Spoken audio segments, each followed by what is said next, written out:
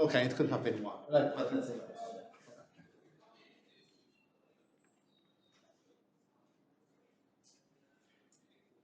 You have to set everywhere non-zero.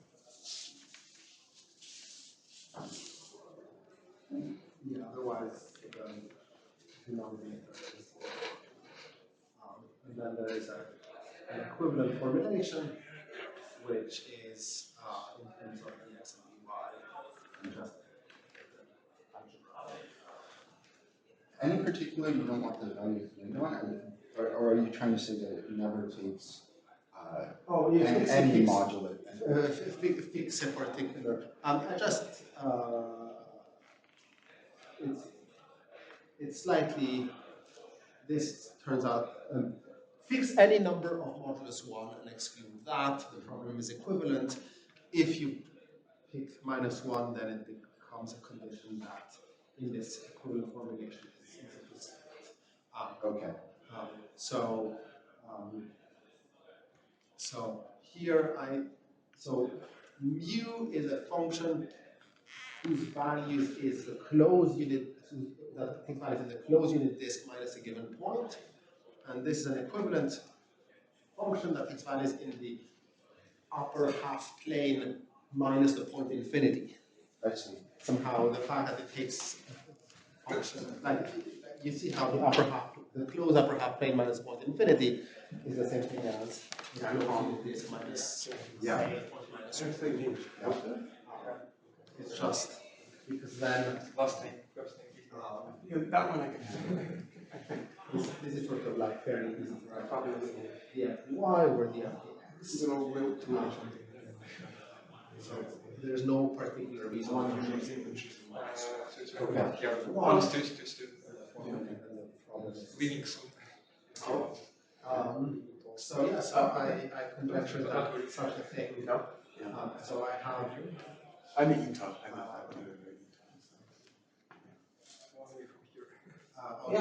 Here's maybe this. I think that's relevant in italics. Can you read that? Yeah.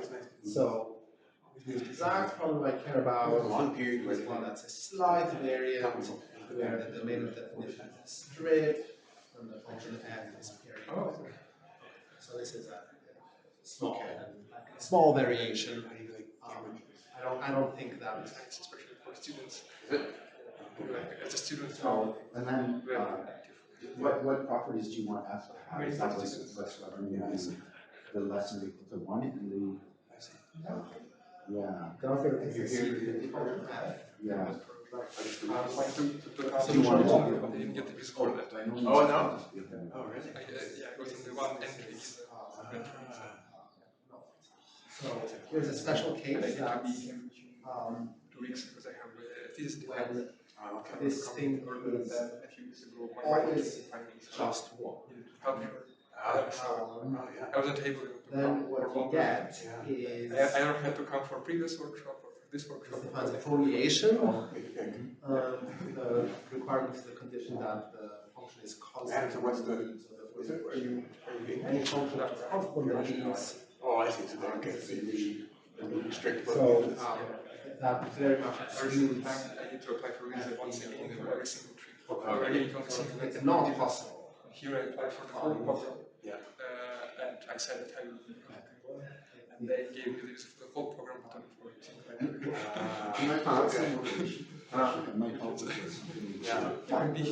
For the question for a long take let's go somewhere where there's a board that we can use without being rude. Okay, I'm still waiting. Oh really?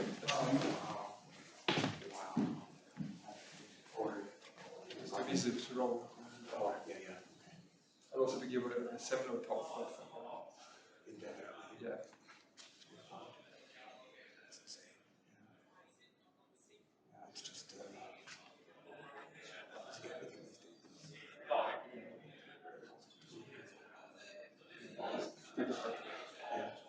especially in UK. I was in the US, I would be traveling in the US. If I was in Japan area, I would be travel there, but if you're in the UK, you can travel only to the UK. I don't know what it's called.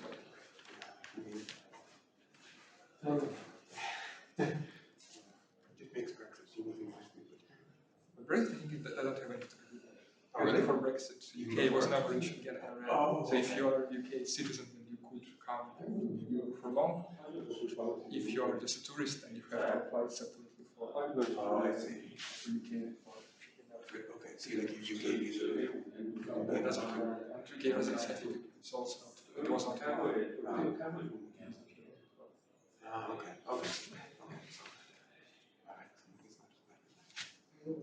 I guess it's from other perspectives, but not from this one. Yeah.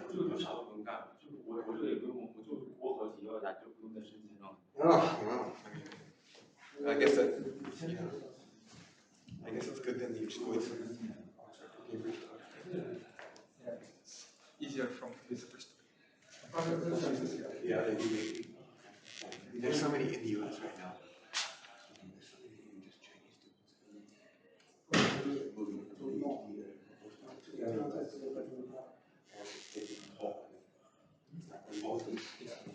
My friend had this actually even before Russian war started, or he finished PhD in MIT and then got position in IAS, and he had to wait for 1 year for a visa as well. Even after living in the US for 5 years, he still had to wait for 1 year and travel abroad. So he had to apply for abroad, I think, for some reasons, also bureaucratic reasons. And then he had to, for 1 year when he was waiting for the visa, he had to just travel around, being 3 months in different countries, which allowed him to stay just as a tourist. Was he going to IEF for a specific program? No, for 3 years, but yeah, the first year. He skipped it, basically.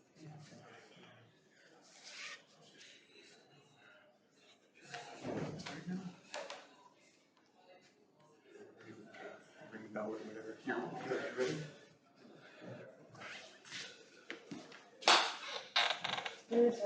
Yeah.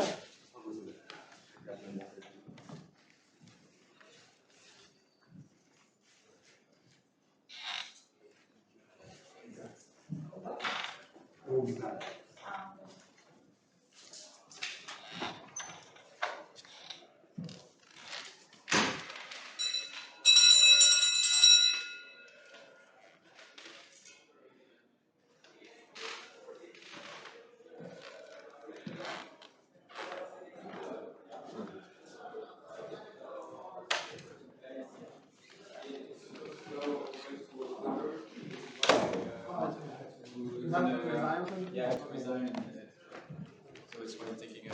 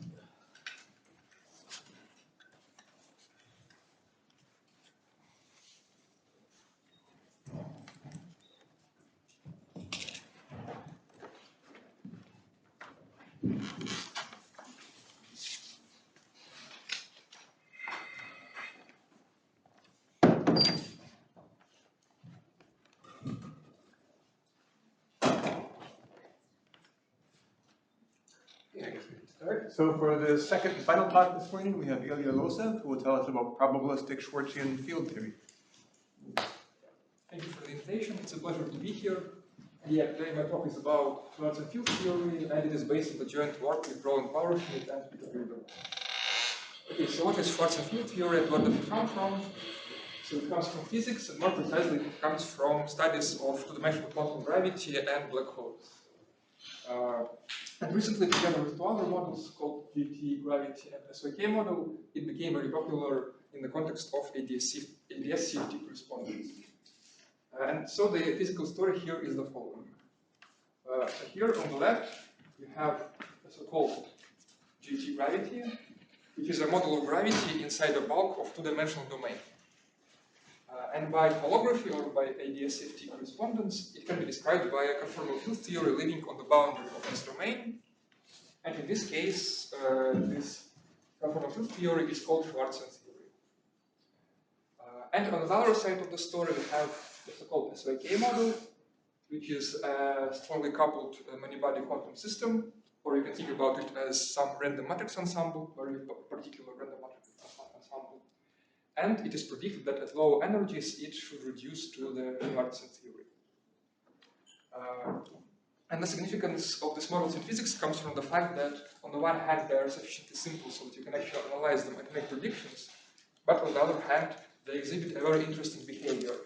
In particular, they show how gravity in space-time, on this side, can arise from a purely quantum mechanical system at low energies. And this is precisely what physicists want to understand about quantum gravity, and because of this, these models provide a very good playground to understand some of the key mechanisms behind quantum gravity.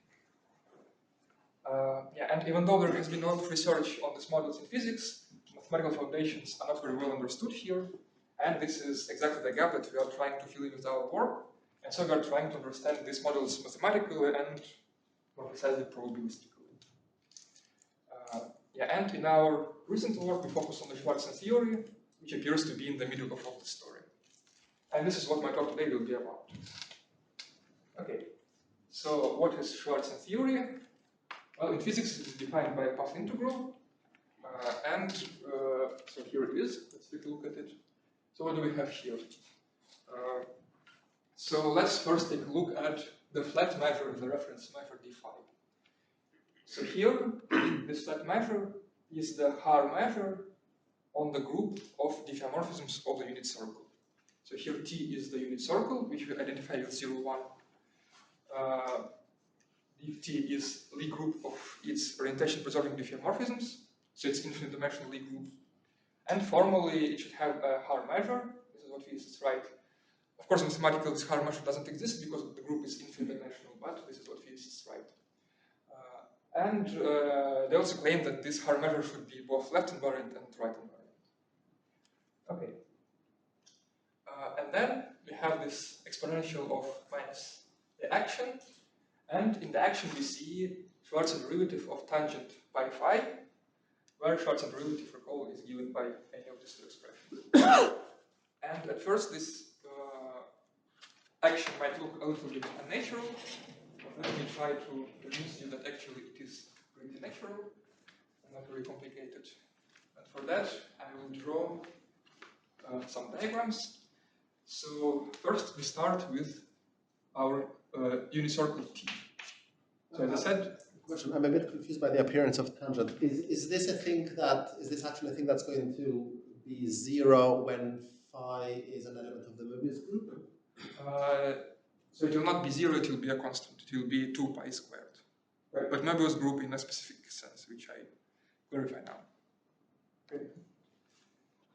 So we have our circle T, which for us is just interval 0, 1, where we identify 0 and 1.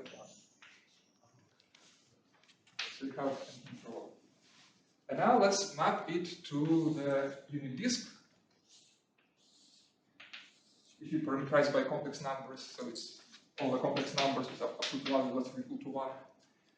And naturally, some element theta from the interval will be mapped to some e to the 2 pi I theta on the circle. Okay. And now, this unit circle, this has a group of conformal isomorphisms, conformal transformations,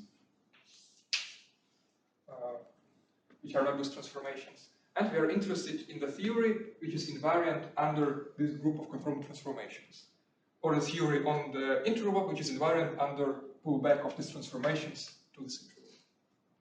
and I will be calling them Möbius transformations. Okay.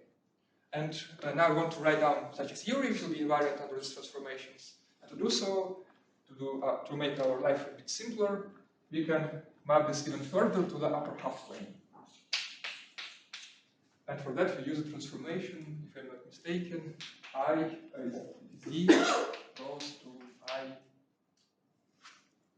times 1 minus z over 1 plus z.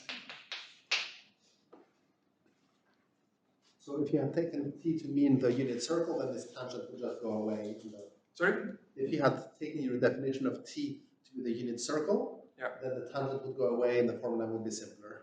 So it will go, you will still have e to the 2 pi I theta. No, I would take z in the unit circle, and I would have s of... You mean tau as the unit circle? If I had taken the unit circle and I had called my element of the unit circle z, then there's no tau, and I would have just Schwarzian's derivative of phi of z relative z. Yeah, but then you need to insert like z or z conjugate to make action real. Or will be something like that. Oh, I see. Okay. But you can do that. You probably will have to insert like z squared maybe. Yeah. So yeah, you can take the map to the upper half plane, and here you have the group of conformal transformations of the upper half plane, which are parameterized by fractional linear transformations. And under this map, our e to the 2 pi I theta will go to tangent of phi theta. And here, for the upper half plane, there is a natural object which is invariant under conformal transformations, which is a Schwarzian derivative. So this is a local object which is invariant under this group. So if we take Schwarzian derivative of tangent, then this would be invariant under this group of conformal transformations, or under pullback of all this story to the intro. Okay. And in fact, this argument convinces us that actually this action here, it is pretty much the simplest action you can write which will be conformally invariant. Because Schwarzian derivative is basically the simplest local object which is conformally invariant. Yeah. Does tau have any meaning? Sorry? What does tau have any meaning in the integral? So tau is the argument of the Schwarzian derivative. Yeah, but are you considering it to be something from the unit integral? Not necessarily. It's just a dummy variable. You mean, I mean, we are integrating over tau. Oh, never mind, sorry. Yeah. Yeah. So here, yeah, it was just the expression I'm going to do, and then we are integrating over the whole circle. Yeah. Yeah, and as I said, this action is basically the simplest action that you can write, which is conformally invariant, and this is also the reason why we expect this path integral to appear universally in many different settings. So you are in one dimension, but you're asking this to be conformally invariant with respect to transformation of the bulk. Of the bulk, yes. Okay. So our theory sort of lives on the boundary, and there is a group of transformations in the bulk. So you're asking for that kind of invariance. Yes.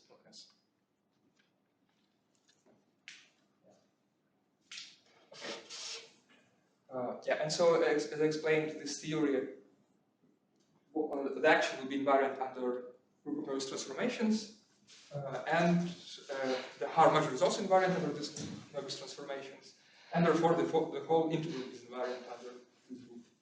But then the group has infinite Haar measure, so partition function of this theory is infinite only because of these considerations. And so it is natural to define Schwarzian theory as a theory on the quotient space. So we just take this path integral and take its quotient with respect to group of Möbius transformations, which we call BSL2R. And here, I'm writing the right quotient by BSL2R to match physics literature. But here, in what I explained, it is actually the left action of BSL2R. It is action by posting positions. So we have, if psi is Möbius transformation, then we have transformation phi goes to psi of phi. it is just too much physics literature. Okay. And yeah, this, if you do that, then this theory now will have a finite partition function, and first it was calculated explicitly in the work by Stanford and Witten by formal application of Duistermatt-Heckman formula. So I will not be explaining this calculation in details, but I can say a few words about the main idea. And so the main idea here is that you can look at our group, of diffeomorphisms, and consider its coadjoint representation. So you consider its representation on the dual of its Lie algebra. And more precisely, you actually consider representation on the central extension of the dual of its Lie algebra. And in this case, the central extension of the algebra is the Virasoro algebra, and you consider its representation on that. And then it turns out that in this construction, there is a notion of coadjoint orbit, and there is a classical theorem from geometry that there is a natural symplectic form on the coadjoint orbits, called KES symplectic form. And it turns out that this quotient space here is isomorphic to those coadjoint orbits, and therefore it carries natural symplectic form. And then it turns out that this Haar measure is just a real measure of that symplectic form. And then the Hamiltonian here in the exponential actually fits very nicely with that symplectic form, and together they define a Hamiltonian flow on your space. And this Hamiltonian flow is also nice, and because of that you can use some classical results from symplectic geometry which tell you that integrals like that, they localize, meaning that you can compute them explicitly. Yeah, and this calculation was carried out in Stanford and Witten, but of course it is not rigorous because basically everything which I said now works only for finite dimensional spaces, and it doesn't make sense for infinite dimensional spaces.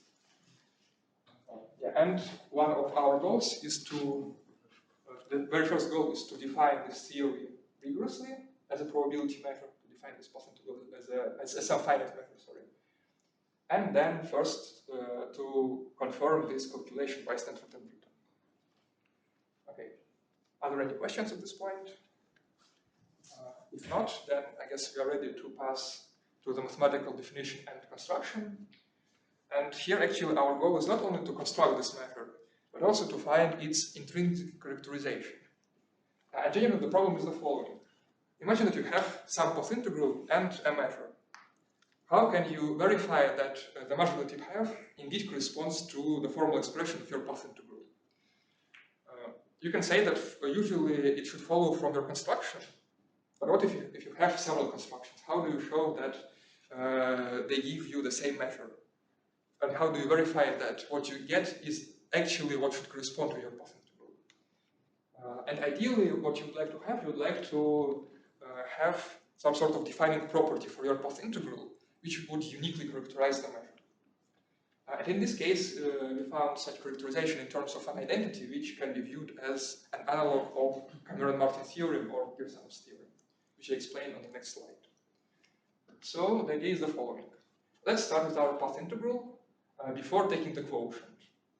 So this measure is a measure on the whole group of diffeomorphisms, and it would be PSL to R invariant. Okay. And now let's fix some element psi of this group and consider what happens if instead of phi, we substitute psi of phi and view this as a measure of phi again. So in other words, this measure here, the last line, is a pullback of m tilde under the map which sends phi to psi of phi. Okay, so let's look at this measure, and now we can rewrite it slightly differently using classical decomposition rules for Schwarzian derivative. And we rewrite it the following way. So what we do, we extract the initial action of phi from this expression, from this complicated expression. So on the last line we have this action of phi, Schwarzian action of phi, plus everything what's left. The exact form of these terms are not very important right now. Okay. And then we also notice that our flat measure is the Haar measure, so it is invariant, so Haar measure of psi of phi is the same as Haar measure of phi. Sorry, I have a question. Yeah. This is describing the quantum field theory in how many space-time dimensions? Like 0 plus 1. So 1 plus 0, so 1 time and 0 space. Okay.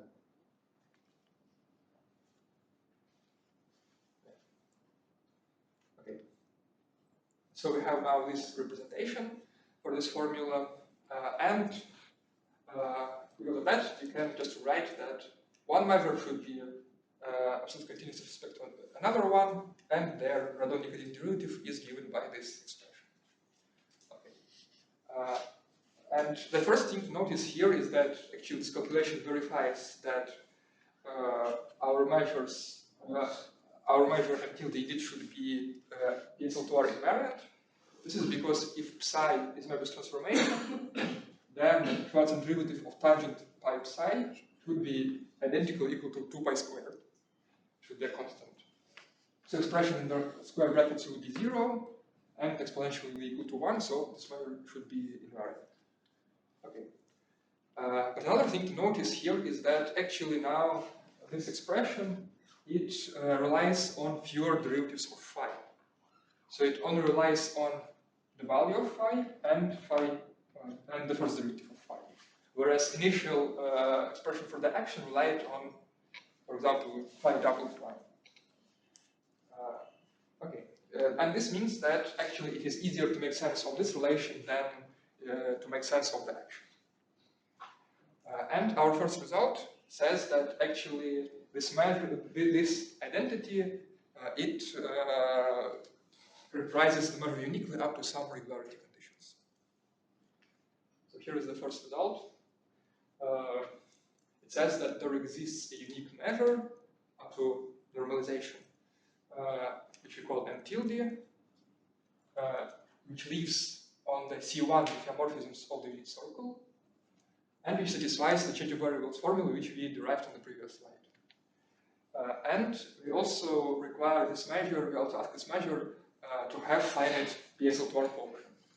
So as I explained, this formula, it implies that the measure is PSL2R invariant, and from physics we expect that the quotient of this measure by PSL2R should have finite partition function. So we also ask for this measure to be finite measure on the quotient. Although I guess this is a technical condition, probably you can ask for some locally integrable measures, but for now you have this result. Okay. Yeah, and another thing to notice here is that here we require our measure to live on the space of C1 diffeomorphisms, so this formula on the right-hand side actually makes sense if psi is sufficiently smooth. Maybe it's a very trivial question. Isn't the diffeomorphism automatically C1? Okay, I guess. Yeah, mathematically it is. I guess in physics maybe not necessarily. So maybe I should write. What he means is homeomorphism of T intersects C1 of T. Yeah, I just meant that. Okay, that if you take the definition from physics, they said that it is diffeomorphism, but in reality you might get homeomorphisms which are not differentiable. I see. Okay. So a priori you don't know that. And yeah, our result is that actually. So you're emphasizing that this continuous differential. Yeah. So actually it's not just homeomorphisms which have derivative in some strange sense, but it's actually C1.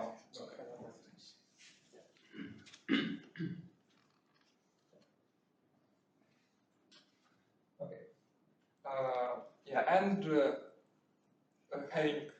And knowing that this measure existent is unique, then we call its quotient the Schwarzian measure.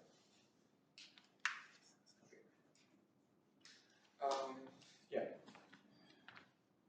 And now, I guess I can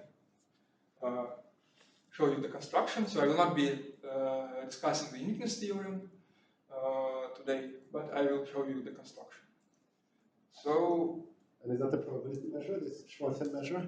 Yeah, so here it is not probability measure, it will have, its total mass will be given by partition function derived by Stanford and Witt. Oh, it's just finite total mass. It's just finite number. Can you prove that? So they have an exact formula for that? Yeah, so they have exact formula, and so we will derive this formula from the As part construction. of the construction. Yeah. Okay. So let's take a look at the construction.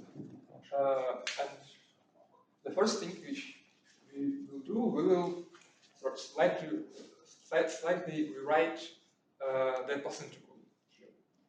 So what happened here? First, we wrote the Haar measure in a different form. This expression, which is also right for the Haar measure, and you can convince yourself that formally this expression it should be invariant under convolutions. Okay, and then we also have written the Schwarzian action.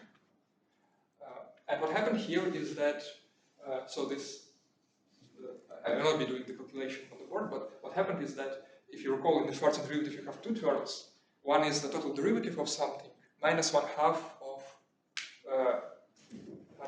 of this term, basically. And what happened is that the total derivative disappeared when we integrated it over the circle. And we are left only with this part from the Schwarzian derivative. But then, because of the tangent, there is also some extra term. Okay.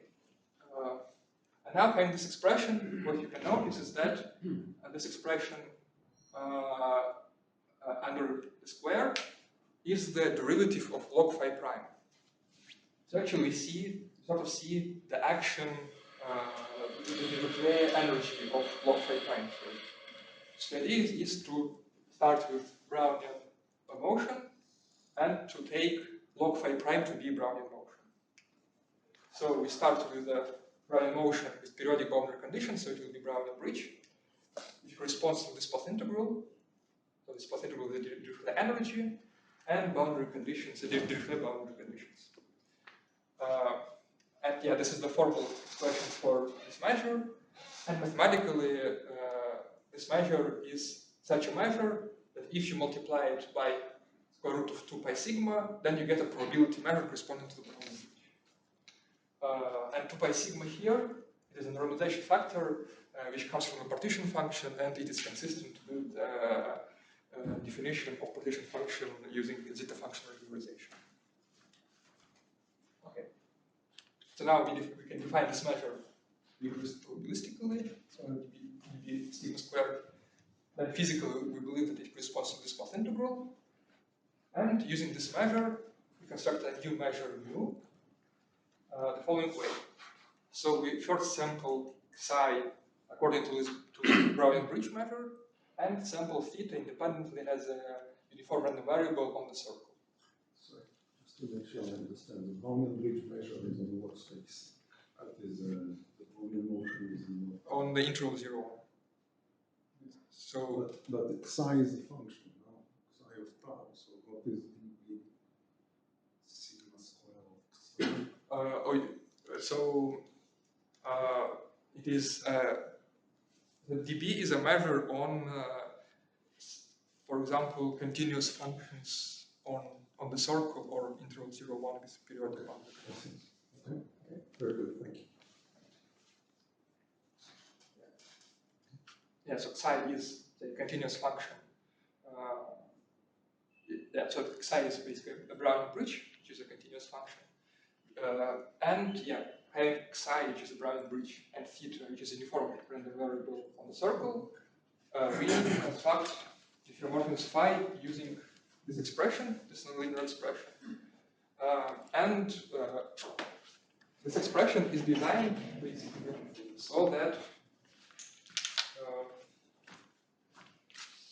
so if you consider log phi prime, then log phi prime will be equal to psi of t, will be equal to psi of t, plus some constant, some random constant, constant on the circle, which is given by, I guess, minus logarithm of the integral e to the psi of tau d tau over. So this is the constant on the circle. So if you consider the Dirichlet energy of psi, the Dirichlet energy of psi will be equal to this integral of the first term in the action.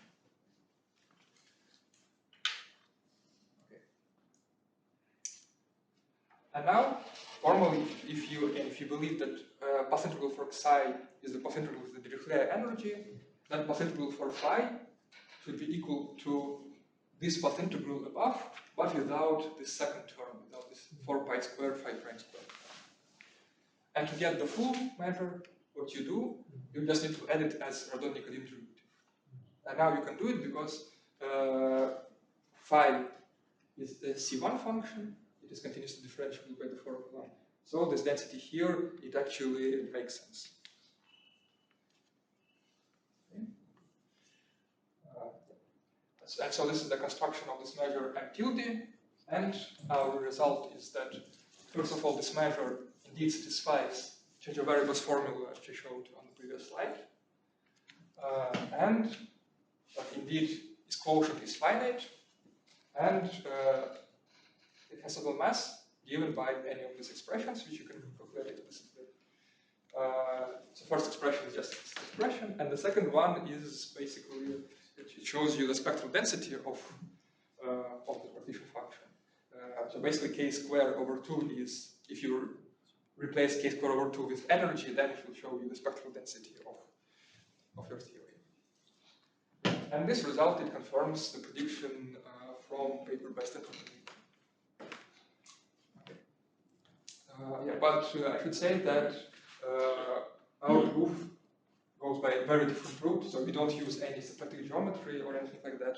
We just do stochastic analysis, but we arrive at the same result.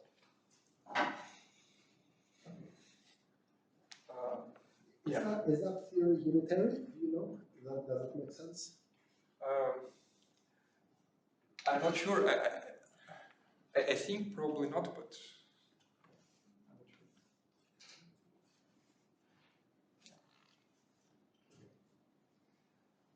Yeah, so now we have a finite measure which corresponds to the path integral, and now we can ask further questions. And the very first question which you might want to ask about theory is, can you calculate its correlation functions? And the answer is yes, but first we need to decide correlation functions of what do we want to calculate. So because our measure lives on this quotient space, we need to have observables which will also live on this space. So which will also be PSL2 invariant. So observables like value or value of derivative, they are not invariant, so they're bad candidates for observables. One of the candidates for the observable will be the Schwarzian derivative of tangent pi phi, which appears in the action. But it is not regular enough to make sense on this space, on div1. But actually it will be a Sachdev-Ye-Kitaev tensor, and I will come back to it a bit later. But what is a good observable here is observable, which we denote by O phi with two arguments s and t. We call it cross ratio observable, and it is given by the following expression. So it will be pi times square root of phi of s times phi of t divided by sine of phi times phi of t minus phi of s.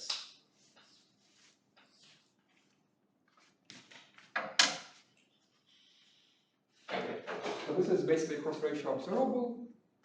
And how do you get it? Basically, if you like this picture with the upper half plane, then on the upper half plane you can consider observable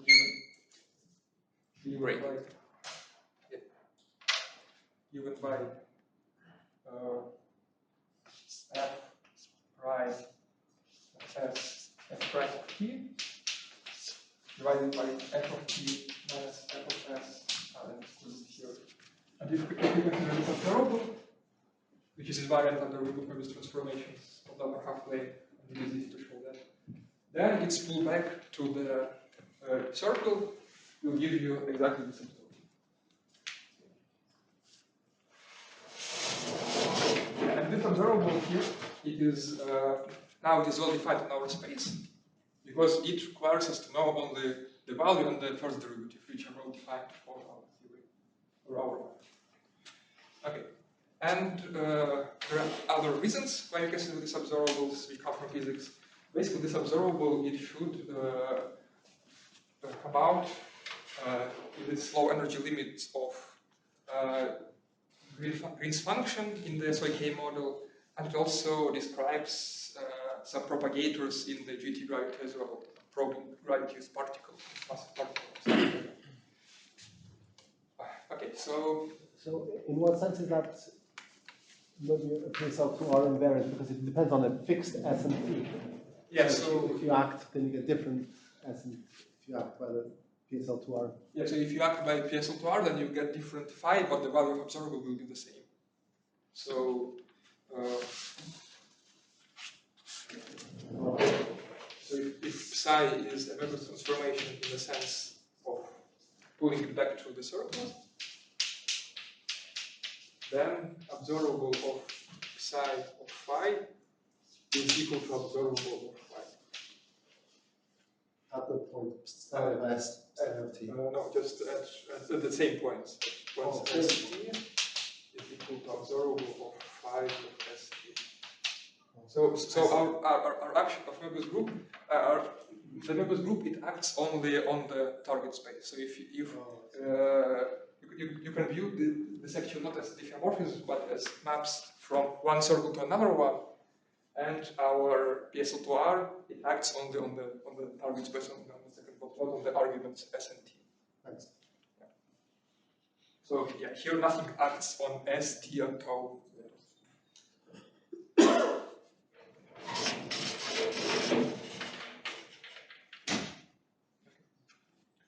Yeah. And now to show you the result for correlation functions, I will need some diagrammatic language. So what we do, we draw a circle, which we identified T. And then suppose we have a number of observables. And then for each observables, we connect its two arguments with a chord, with a line chord. So here we have observables S1, T1, we connect, this was S2, T2, we connect them, etc. So here we have 4 observables. Now, in our next theorem, we will require them to be what we call non-interlaced, which means that we will require these chords to be non-intersecting. So the picture will really look something like this. Okay. Now, these chords, they will divide the disk into several domains, and to each domain we will associate a Fourier variable k. Okay. And now, also for each domain, we will calculate total length of all circular arcs of this domain, and write letter tau for it. So, for example, for domain 1, which has Fourier variable k1, total length of all circular arcs is with the distance between T1 and S1, and we write this for tau1. But for domain k2, for example, you have 3 circular arcs between S2 and T1, between T2 and S4, and between S1 and S3. So tau3 will be equal to sum of those 3 lengths. Yeah. So this will be our variables. And the second piece which we need is for each observable number j, we'll write W1 of j and W2 of j for Fourier variables adjacent to this observable. So for example, for observable number 1, is S1, T1, this will be K1 and K2. And it doesn't matter in which order, which one is W1 and which one is W2, everything will be symmetrical. Questions about the diagrams? If not, you can formulate the result. So also we have a piece of notation. We write gamma function of something plus minus something plus minus something for the product of gamma functions with all possible choices of signs. And with that, we have our theorem, which says that you can take any number of observables as long as they are non-interlaced, meaning again that the chords do not intersect. You can take any power of these observables, any integer powers. And then the correlation function, basically the integral of the product of these observables raised to the power of of those numbers, LJs, will be given by this explicit expression here. So let me stop on this expression and explain it a little bit. So what happens here? First, let's look at the last line of the expression. So here we have integrals in all Fourier variables, just integrals in all case. And what we have here is basically the spectral density which you saw in the formula for the partition function. It is exactly that. The only difference is that now you multiply sigma squared by tau, by corresponding tau m, which, recall, is total length of all circular arcs. So for the partition function, we had only one circular arc with length 1. So there was one here and nothing else. And that was partition function. But now you have to insert those numbers for different Fourier variables. Okay. And now on the previous line, we have expression which couples different Fourier variables together. So what it does is that for each observable j, this gamma function, it couples together power of observable number j together with Fourier variables that live on both sides of this observable. So it's W1 of j, W2. Yeah. And basically this is the only way different Fourier variables couple with each other. And in particular, it means that this formula is sort of local. So different Fourier variables can be coupled in the formula only if they are adjacent to each other. Okay. Yeah, so this is the formula. And one interesting property which this formula shows, which is not obvious from either path integral or from the construction, is that there is actually some symmetry in these correlation functions. Namely, you can notice that the only way the right-hand side depends on values of S and T is through this total lengths of different circular arcs. Which means that a lot of different correlation functions will actually be equal. So, for example, what you can do, you can take a circle, and let's consider two observables. You can consider observable like this and like this, but then if you take one of them and just start moving it around, then the correlation function will not change. Because if you start moving it around without changing its length, then the sum of opposite arcs will stay the same. Which means the correlation function, which means that the right-hand side will be the same. But from the definition of our theory, it is not clear why the correlation function should not change. Okay.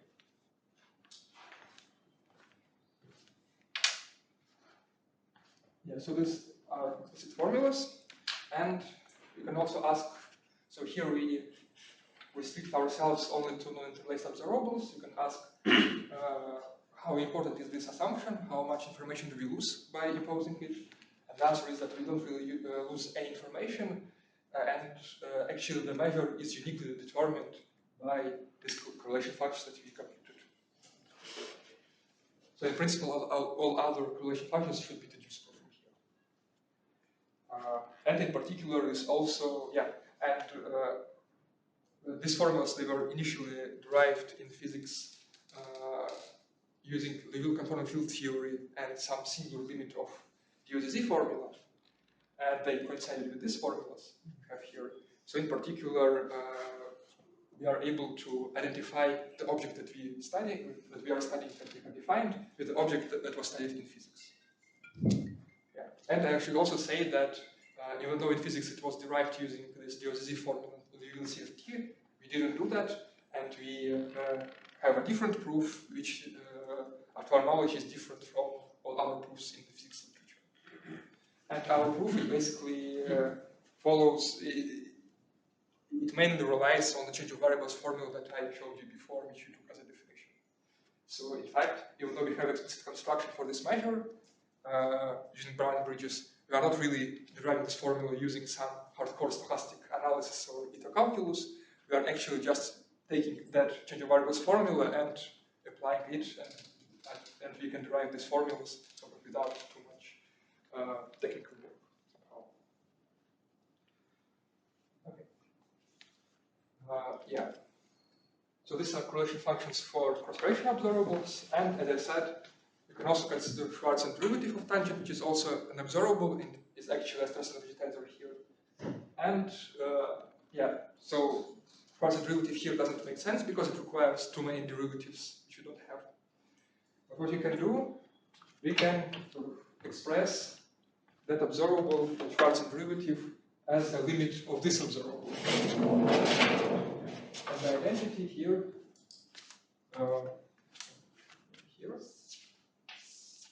is the following.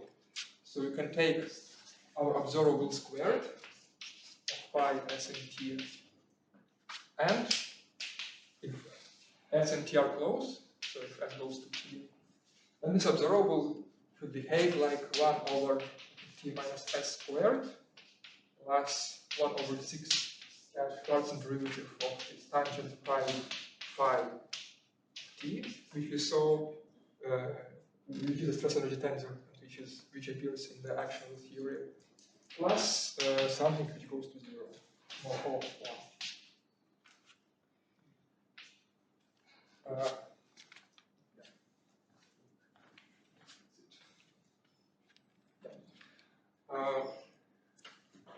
1. So, natural definition, the natural calculation for correlation functions of the Schwarzian derivative will be to take our observable squared, subtract this diverging term, deterministic diverging term, and take a limit of the correlation functions. So we are not defining Schwarzian derivatives as random variables, we are just defining their correlation functions as limits of correlation functions. And this is what we can do. So that's our next theorem, is that now you can take, in addition to points s and t, you can take any number you like of points r. The only thing you need to do is to take them different from s and t. And then you can insert sort of these Schwarzian derivatives as limits at those points rp. And so what you do, consider this correlation function when you have arbitrary number of your cross ratio observables, and then you write, instead of Schwarzian derivative, you write this expression, which by our formula, so here, if you take O squared minus epsilon to the power minus 2, it's a static O squared minus diverging term, but then you will also need to subtract some constant, which appears here because of, I guess, because our field is not efficiently smooth. Some kind of renormalization constant. So you do that, multiply by 6, because again you had 1 over 6 in the formula. And if you consider the limit of this correlation function, which would formally give you the correlation function for Schwarzian energy tensor, then you can also calculate the result, the formula for the correlation function. And what happens is that just for every Schwarzian energy tensor, for every Schwarzian derivative you inserted here, you just need to insert basically Fourier variable squared, where Fourier variable is the Fourier variable of the domain which is adjacent to the point where you insert the Schwarzian derivative. And actually here, from this formula, you can notice that inserting k squared is the same as differentiating with respect to tau, which is the length of the circle. Which means that inserting Schwarzian derivative in this sense, in the sense of this limit, is the same as differentiating the formula with respect to length of the circle at that point, which is exactly what we discussed in the first lecture.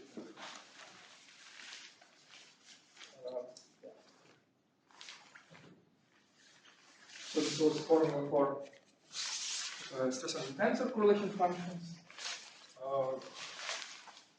And another result which I wanted to show you today was the large deviations principle.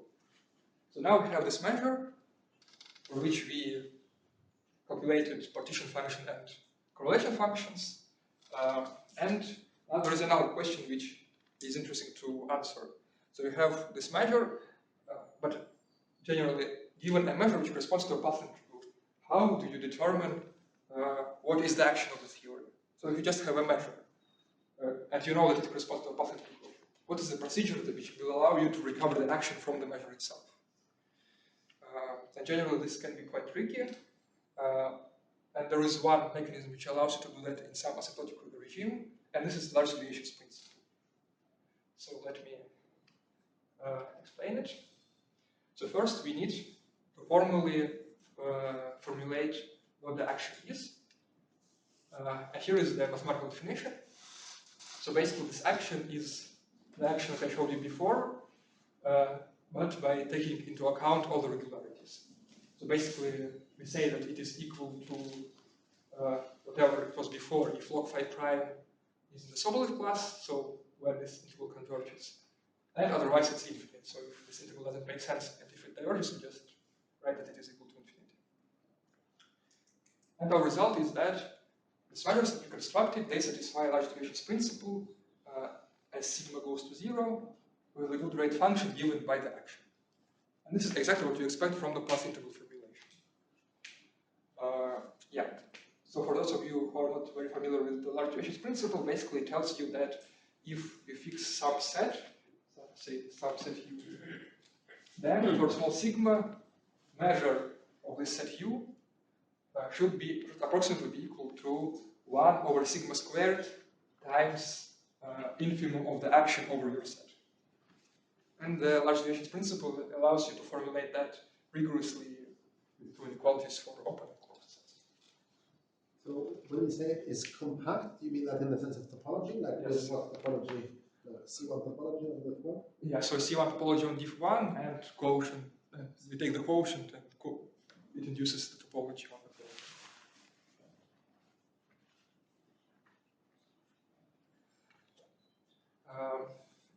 Yeah, and again, I will not be discussing the proof today of this result, but in the proof, there is one thing which we need, which I think is of interest by itself, is that when we prove this theorem, we need an exponential tightness. We need to prove exponential tightness. And for that, it is actually good to understand how compact sets look like on this space. Yeah. So generally, if you are working with functional spaces, then, for example, if you are working with space of continuous functions, then compact sets have nice description, for example, in terms of Hilbert functions. So you can have some, you can take a Hilbert class and then find very large compact sets this way. But here, we don't have any notion of Hilbert classes for this space because this space doesn't allow us to compare values of values at different points. And so our result is that actually you can formulate a natural notion of Hilbert classes on this weird space. So here it is. Basically, you can formulate it in terms of our observables which appeared before, in terms of cross-ratio observables. So we say that an element phi of our coherent space is Hilbert parameters alpha and constant kappa if the following inequality holds. And this, importantly, this inequality here, it relies only on the cross ratio, which is a legitimate observable on our coherent space. And then our result is that actually this notion of Hilbert classes, it coincides with notion of Hilbert classes if you fix the gauge. So here we have equal to R invariance, so what you can do, you can fix the gauge. For example, you can fix 3 points, say 0, 1/3, 2/3, and this chooses you a representative in each conjugacy class. And then you get legitimate functions, and for them you can formulate the notion of Hilbert property. So here it will be a Hilbert property of phi prime essentially. And then it turns out that if you do that, then you get the same as formulating Hilbert property in terms of cross-ratio observables. Yeah, and here, going from left inequality to right inequality is easy. So if you just have some Hilbert property for phi, then proving inequality for cross-rational observables is easy. But going other direction is much harder, because now actually it is important that you fix the gauge. Because if you don't fix the gauge, then this inequality here, it is not PSL2R invariant. So if you don't fix the gauge, you can always find a representative in each Probabilistic class which will violate this inequality with any C. So you need actually to fix the gauge. But this means that actually what you're trying to do, basically you're trying to deduce some local inequality using some global constraints. So it's not just a purely local argument, you need to do some global, you need to mix in some global arguments as well.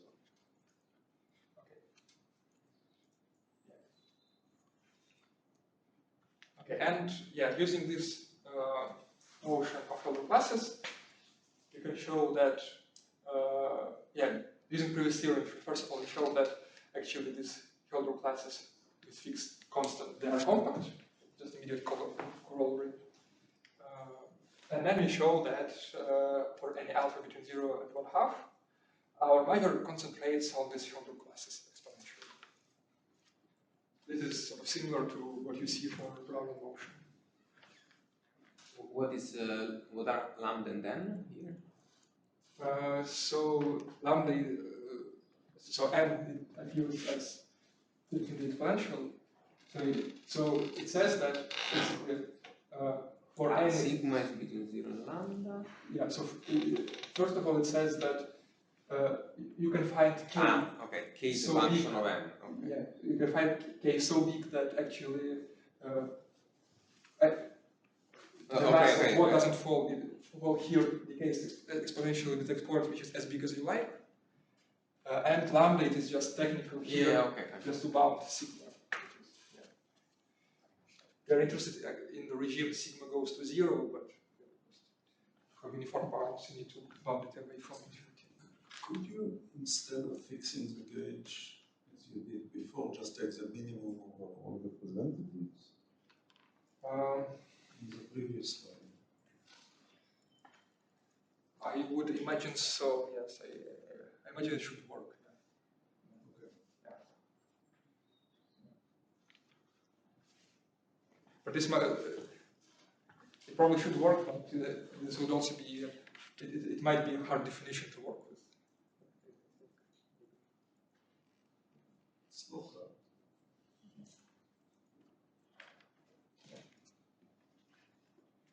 Okay. Yeah. And another thing you can also ask is, having this large deviations principle, can you tell where your measure concentrates? And for that you need to know where are the minimums of your action.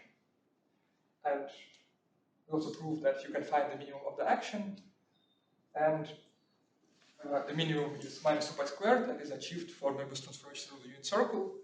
So in a way, it also tells you that you can view this action as a measurement of how far your diffeomorphism is from the Möbius transformation.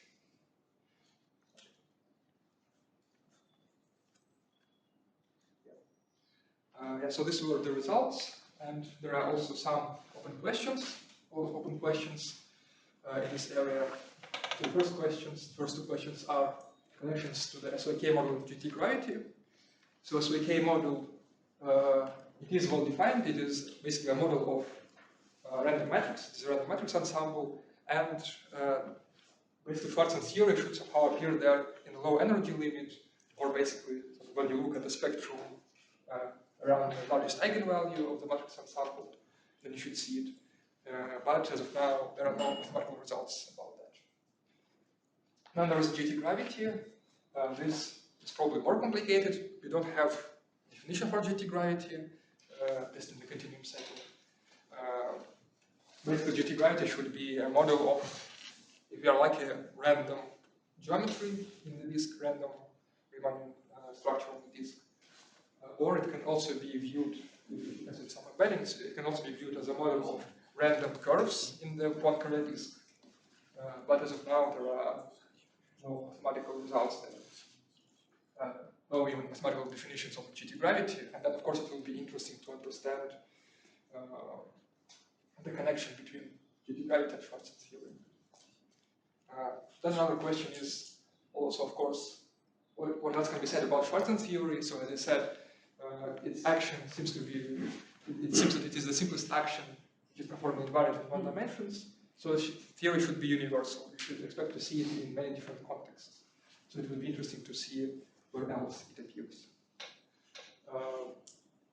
Yeah, also, of course, connections to the Losev. So these correlation functions were derived using the Losev. So there should be some connection there, which you don't know yet.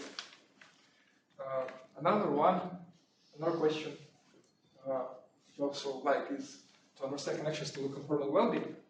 So I think yesterday we saw that this group of diffeomorphisms and group of diffeomorphisms up to PSL2R, they are actually basically in one-to-one correspondence with Jordan curves on the plane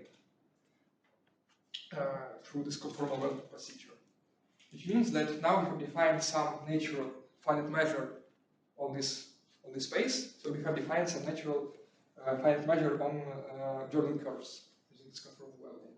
So it will be interesting to understand what is this measure? What can we say about those curves? Do they have some universality or not, etc. And there are, of course, some other questions. For example, here I did list another one is there should be some connection of the Schwarzian theory to Yang-Mills, to topological Yang-Mills. So in fact, when I was drawing those diagrams for correlation functions, actually those lines, this course here, these are actually Wilson lines, which we heard during the previous talk. So actually there should be some topological Yang-Mills theory living in the bulk, and these observables, cross-ratio observables should be Wilson line observables for that theory.